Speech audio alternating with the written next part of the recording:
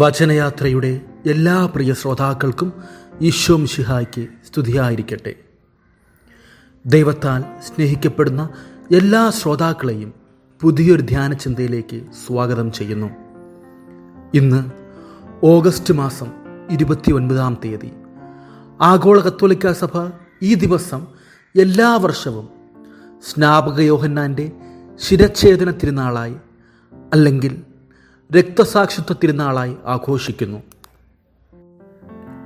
വിശുദ്ധ ഗ്രന്ഥം പരിശോധിക്കുമ്പോൾ നമുക്ക് മനസ്സിലാകും, സാധാരണ മനുഷ്യരോട് പോലും കളവ് പറയാറുള്ള അല്ലെങ്കിൽ സത്യം പറയാൻ വിസമ്മതിക്കുന്ന കാലഘട്ടത്ത് സുരക്ഷിതത്വവും അഭിമാനവും നോക്കാതെ അധികാരികളുടെ മുൻപേ അല്ലെങ്കിൽ രാജാവിന് നേരെ തിരിഞ്ഞുകൊണ്ടാണ് വിശുദ്ധ സ്നാപക യോഹന്നാൻ സത്യം ഉറക്കെ പ്രഘോഷിക്കുക.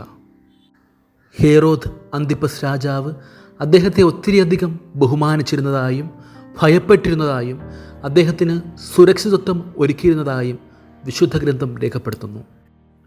യഹൂദ ചരിത്രകാരനായ ഫ്ലാവിയസ് ജോസഫിൻ്റെ എഴുത്തുകളിൽ നിന്നും വിശുദ്ധ ഗ്രന്ഥത്തിൽ നിന്നും നമുക്ക് മനസ്സിലാകും,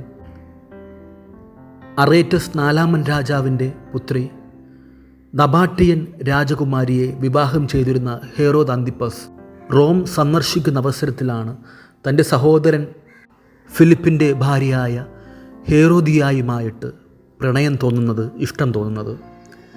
സഹോദരൻ ജീവിച്ചിരിക്കുമ്പോൾ തന്നെ സഹോദരൻ്റെ ഭാര്യയെ അദ്ദേഹം സ്വന്തമാക്കുന്നുണ്ട്. ലേവ്യരുടെ പുസ്തകത്തിൽ ഒരു യഹൂദൻ പാലിക്കേണ്ട നിയമങ്ങളൊക്കെയും കാറ്റിൽ പറത്തിക്കൊണ്ട് അദ്ദേഹം പാപം ചെയ്യുന്നു.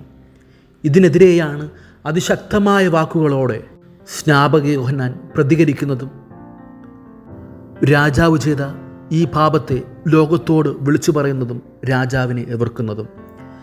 ചരിത്രം പറയും, ഈയൊരു ഉറച്ച പ്രഖ്യാപനം, ഈയൊരു ഉറച്ച പ്രഘോഷണമാണ് അദ്ദേഹത്തിൻ്റെ ശിരച്ഛേദനത്തിലേക്ക് നയിക്കുക.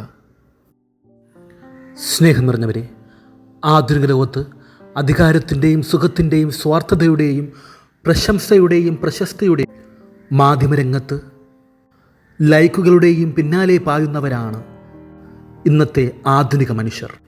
പലപ്പോഴും ഇതിന് പിന്നാലെ യാത്ര ചെയ്യുമ്പോൾ ധൈര്യത്തോടുകൂടെ സത്യത്തിന് വേണ്ടി നിലകൊള്ളുവാൻ ആരെങ്കിലും കാണുമോ എന്നതുപോലും സംശയത്തിൻ്റെ നിഴലിലായിരിക്കുന്ന ഇന്നത്തെ ലോകത്ത് ധൈര്യത്തോടുകൂടെ സത്യത്തിന് വേണ്ടി നിലനിന്ന നീതിമാനായ സ്നാപക യോഹന്നാൻ ഒരേ സമയം നമുക്കെല്ലാവർക്കും ഉത്തമ മാതൃകയും വെല്ലുവിളിയുമാണ്.